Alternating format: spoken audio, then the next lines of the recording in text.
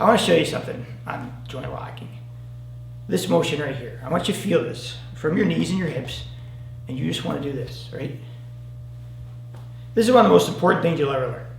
When you are grappling with people, it is really important that you have the ability to come up underneath them and work around them. Whether it's here, whether it's here, whether it's here. Because you don't always get the luxury of your hands, right? You don't always get that. You don't always get to grab their hands. They're slick, people fall off. So you want to have that ability to kind of hook and hook and hook things so that you can control them. So if we're like this, and we're going slow, it's static, this isn't a real fight, don't worry about it. What I'm practicing is I don't have his hands. Now watch, I'm just going to slide up, right? And here comes the rep.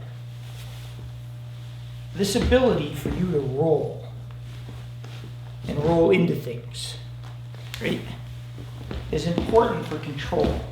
Now, are you going to hook him and hold him like that? You're not, right? This isn't like this where you have a level of control because I have a base and he's got nowhere to go. But when you're working with people, what you don't want is him like this. If he goes like this and he's in a stable position where he's strong, it's going to be a lot of effort to move him. Your ability to pull them off and change their direction, move them a little bit, is important. Even if he's really tense. And so, I just a little bit. See how I can move him enough? Because that allows me to get into something else. He's not going to be as tense once you start moving his feet. Because once he starts moving his feet, he needs balance. And so the tension goes away a little bit because he's just trying to keep from falling down.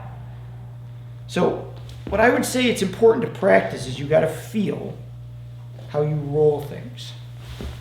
Right? You want to feel how you come underneath. How you, sometimes going over too. They're important, especially, let me clarify that one. If my hands are down and underneath him, I want to come under. If he's down and my hands are above him, I want to go over. Your call. It doesn't really matter. Now, the complaint I'm going to get on this video, because there's always one, is I have no control over him.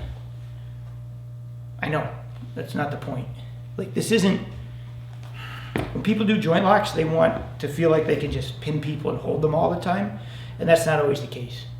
Guys slippery, guys fighting, guys really tense, guys moving around. You don't get that luxury. Your ability to go in and hook things and just off balance him a little bit and then use the rotations to kind of set him where you're going to start working on him are important. You don't always get what you want. You have to feel where you set him so you can start doing other things. And again, you should be able to go from small joints to elbows to shoulders to neck to knees or whatever you want seamlessly.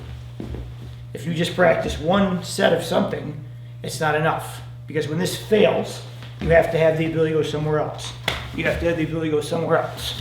You have to have the ability to go somewhere else. Every time you feel tension or failure on your end, you should be able to flip to the next thing seamlessly. So practice these wraps.